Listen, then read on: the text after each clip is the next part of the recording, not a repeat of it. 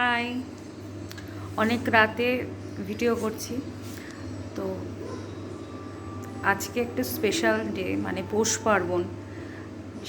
তো বাড়িতেও মাকে ছাড়াই প্রথম চেষ্টা করলাম মায়ের মতো করে করা, কিন্তু মায়ের মতো তো হবে না, অনুসরণ করেছি মাকে, এটুকুই, মায়ের কাছেই শেখা। তাই আজকে একটু চেষ্টা করলাম, তোমাদের সাথে শেয়ারও করছি পৌষ পার্বণ কী কী আইটেম করলাম। তার আগে বলি, দেবশ্রী সমাজদার সুইট ব্লগ চ্যানেলে তোমাদের সুস্বাগতম। তো দেখাই কি কি করলাম আজকে। খেজুরের গুড় দিয়ে পায়েস করেছি, এটা তোমার 3 কেজি দুধের পায়েস। এটা হচ্ছে মুগ ডালের ভাজা পুলি, আর এটা হচ্ছে পাটিসাপটা।